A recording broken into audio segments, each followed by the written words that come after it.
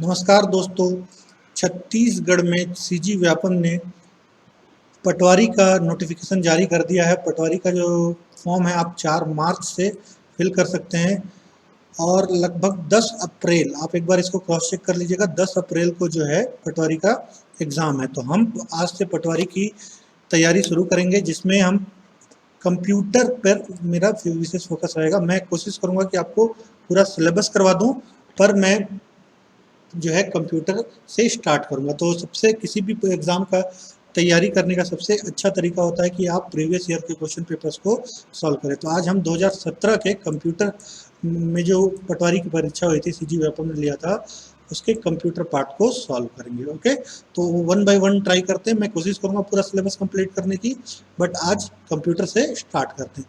तो सबसे पहले यहाँ पे फर्स्ट क्वेश्चन आप देखिए कि 1 टेराबाइट ऑफ मेमोरी या 1 टेराबाइट मेमोरी इक्वल टू। तो आपको इसके लिए पता होना चाहिए कि मेमोरी का जो स्ट्रक्चर है या मेमोरी का जो रिप्रेजेंटेशन वो कैसा है।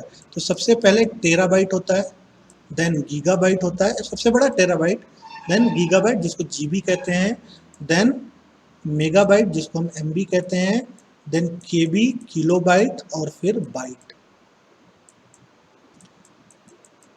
तो एक टीबी हमारे पास दिया गया, तो सबसे पहले हमें उसको जीबी में कन्वर्ट करना। तो जीबी में कन्वर्ट करने के लिए हमें 1024 से इसको मल्टीप्लाई करना पड़ता है।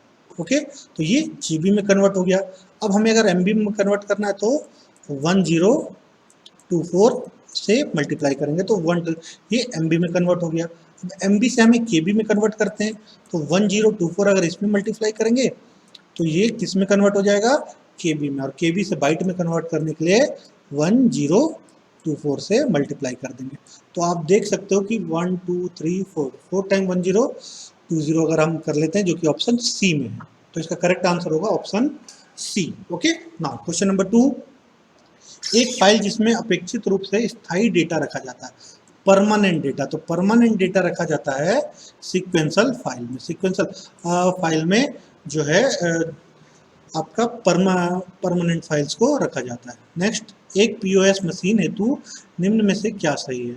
तो जो पीओएस मशीन होता है उसमें आप मुद्रा रहित कैशलेस लेन देन कर सकते हैं। आप देखेंगे कार्ड जो स्वैप करते हैं। देन पॉइंट ऑफ सेल, इसका फुल फॉर्म ही है डिजिटल पेमेंट, डिजिटल भुगतान करने के लिए होता है, बिल्कुल सही। यानी कि इससे पीओएस मशीन के लिए इन तीनों स्टेटमेंट सही है। Okay, next question, question number 4, निम्न में से कौन सा प्रोग्राम एक सर्च इंजन नहीं है। तो मैं आपको बता दूं कि ओपेरा एक सर्च इंजन नहीं है। बाकी बिंग, गूगल और याहू ये तीनों सर्च इंजन है, ओपेरा नहीं है। ओपेरा एक ब्राउज़र है, ओपेरा एक ब्राउज़र है। नेक्स्ट, गणितीय प्रस्तुतिकरण के से ध्वनि उत्पन्न करने वाला हार्डवेयर कौन सा है। तो ये तो बहुत इजी क्वेश्चन है, इसको थोड़ा टफ वर्ड दे दिया गया है। तो जितनी भी ध्वनि उत्पन्न करने वाला जो हार्डवेयर होता है वो है स्पीकर, है ना। स्पीकर जो है ध्वनि आउटपुट देता है, यानी कि हम कह सकते हैं कि साउंड आउटपुट देता है। नेक्स्ट, एमएस वर्ड सॉफ्टवेयर में कितने प्रकार के ओरिएंटेशन होते हैं। तो 2 प्रकार के ओरिएंटेशन होते हैं, पोर्ट्रेट और लैंडस्केप। आप देखे होंगे मोबाइल फ़ोन में भी, आप मोबाइल फ़ोन 2 तरीके से जब फोटो क्लिक करते हैं तो एक पोर्ट्रेट मोड में करते हैं, एक लैंडस्केप मोड पे करते हैं। तो एमएस वर्ड में भी इस जो सॉफ्टवेयर है उसमें भी आप 2 तरीके का, 2 आपको पेज ओरिएंटेशन मिलते हैं, जो कि हैं एक है पोर्ट्रेट और दूसरा landscape. Question number, next question, dash में फ्रीक्वेंसी स्पेक्ट्रम को छोटे छोटे स्पेक्ट्रा में विभाजित किया जाता है और प्रत्येक वेक्टर को बांट दिया जाता है। तो ये काफ़ी टफ क्वेश्चन है, इसके लिए प्रॉपर इंजीनियरिंग वाले बच्चे इसको कर पाएंगे। तो इसका जो करेक्ट आंसर होगा वो होगा FDMA, frequency division multiplication axis. Okay, तो FDMA। नेक्स्ट है एनिमेशन क्या है। तो एनिमेशन होता है कि जो स्टिल इमेज है, स्थिर चित्रों हैं, उनको अगर हम गति देते हैं तो उसको हम कहते हैं एनिमेशन। तो we can say that the collection of still image, हम लोग कई बार कहते हैं कि कलेक्शन ऑफ स्टिल इमेज भी कहते हैं, या फिर स्थिर इमेजेस को अगर हम गति प्रदान करते हैं तो उसको हम कहते हैं एनिमेशन। तो इसका करेक्ट आंसर होगा बी। नेक्स्ट, 1986 में विकसित किया गया कंप्यूटर वायरस जो कि स्टोरेज मीडिया के बूट सेक्टर को प्रभावित करता है, जिसे MS DOS फैट सिस्टम में फॉर्मेट किया जाता है। तो ये आप याद कर लेना कि ब्रेन है, ब्रेन वायरस जो है ये कंप्यूटर वायरस के जो शुरुआती वायरस थे उसमें से एक है।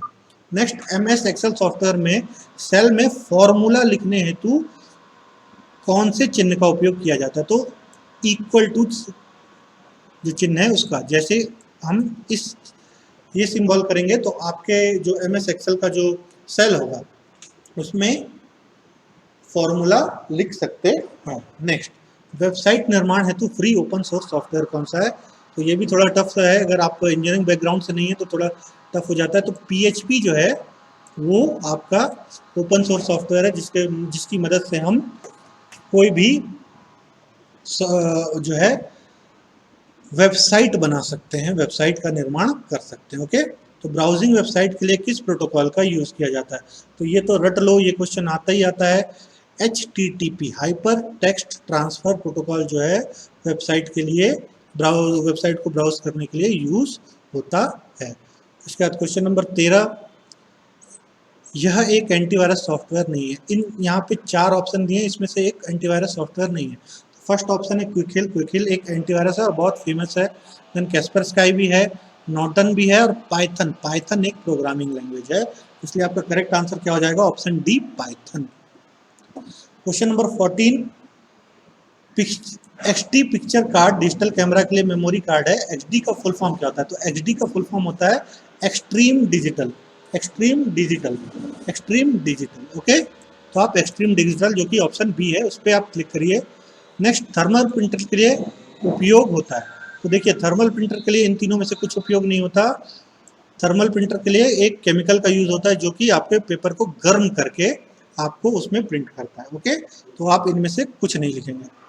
इंटरनेट में IP एड्रेस को कहते हैं। तो IP का फुल फॉर्म होता है इंटरनेट प्रोटोकॉल, जो कि आपके ऑप्शन डी में अवेलेबल है। तो इंटरनेट प्रोटोकॉल।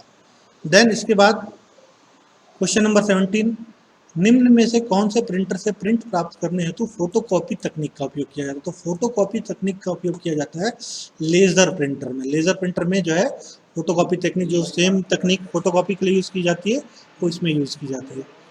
USA की संस्था MIT ने 2016 में प्रिंट की नई तकनीक विकसित की, जिसे कहते हैं तो 3D प्रिंटिंग कहते हैं। 3D प्रिंटिंग के थ्रू हम क्या कर सकते हैं? कोई भी रियल वर्ल्ड थिंग्स बना सकते हैं।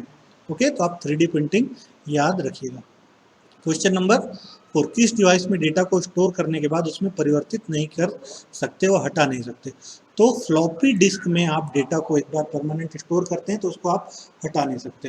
हार्ड डिस्क में आप कर सकते हैं। CD-ROM में रीराइटेबल आता है तो आप उसको रख सकते हैं और उसको हटा भी सकते हैं। बट करेक्ट आंसर इसका होगा कि जिसमें हम नहीं कर सकते, बिल्कुल भी चेंजेस नहीं कर सकते, वो है फ्लॉपी डिस्क। और लास्ट क्वेश्चन है इस वीडियो का कि निम्न में से कौन सा सॉफ्टवेयर एक free open source operating system software है? तो ये सारे ऑपरेटिंग सिस्टम जो हैं ऑपरेटिंग सिस्टम के हैं, जिसमें से उबंटू जो है फ्री ओपन सोर्स जो है ऑपरेटिंग सिस्टम है।